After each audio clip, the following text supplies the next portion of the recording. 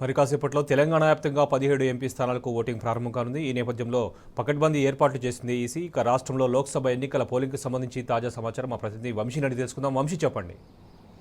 శోభన్, ఏదైతే తెలంగాణ రాష్ట్రంలో జరగబోయేటటువంటి లోక్సభ ఎన్నికలకు సంబంధించి కూడా ఈసీ పూర్తి ఏర్పాట్లు చేసిందని చెప్పాలి. రాష్ట్ర వ్యాప్తంగా 35,809 పోలింగ్ స్టేషన్స్ని ఏర్పాటు చేసినటువంటి పరిస్థితి మనం చూస్తూ ఉన్నాము.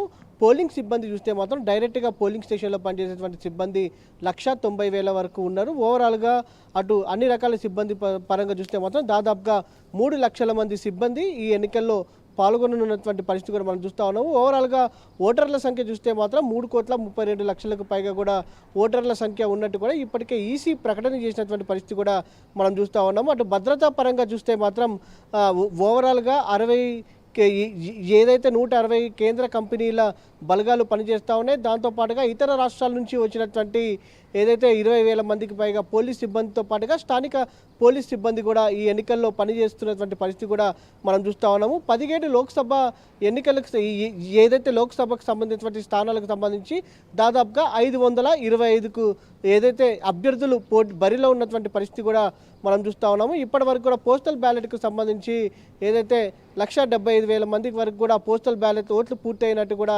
ఎలక్షన్ కమిషన్ చెప్పినటువంటి పరిస్థితి కూడా మనం చూస్తూ ఉన్నాము. దాంతోపాటుగా ఓమ్ ఓటింగ్కి సంబంధించి కూడా చూస్తే మాత్రం దాదాపుగా 21,000 మందికి పైకి కూడా ఓమ్ ఓటింగ్ని వినియోగించుకున్నట్టు కూడా ఇప్పటికే ఈసీ ప్రకటన చేసినటువంటి పరిస్థితి కూడా మనం చూస్తూ ఉన్నాము.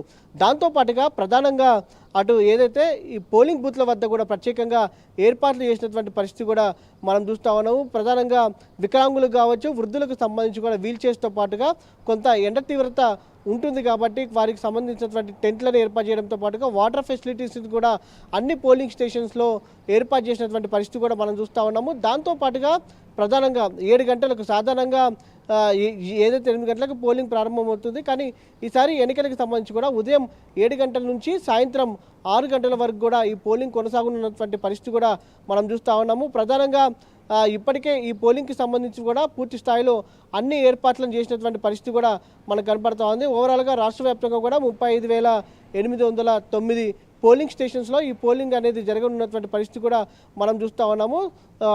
6 గంటల సమయంతో 6 గంటల వరకు కూడా ఎవరైతే క్యూ లైన్లో ఉంటారో వారందరికి కూడా ఓటు హక్కును వేసుకునే అవకాశాన్ని కూడా కల్పించబోతున్నారు. శోభన్.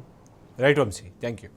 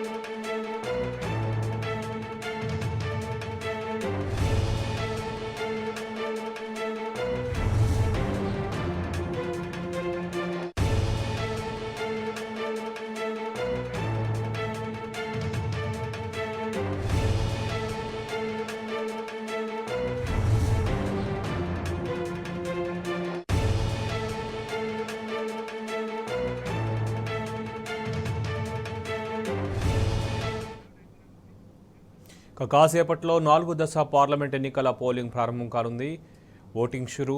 మొత్తం 10 రాష్ట్రాలు యూటీలతో కలిపి 96 చోట్ల పోలింగ్ జరగనుంది. 4వ దశలో తెలంగాణలోని 17 లోక్సభ స్థానాలకు ఎన్నికలు జరగనున్నాయి. అటు ఏపీలో లోక్సభతో పాటు అసెంబ్లీకి ఎన్నికలు జరగనున్నాయి. అలాగే సికింద్రాబాద్ కంటోన్మెంట్ అసెంబ్లీ ఉప ఎన్నిక కూడా పోలింగ్ జరగనుంది. ఉదయం 7 గంటల నుంచి సాయంత్రం 6 గంటల వరకు పోలింగ్ ప్రక్రియ కొనసాగనుంది.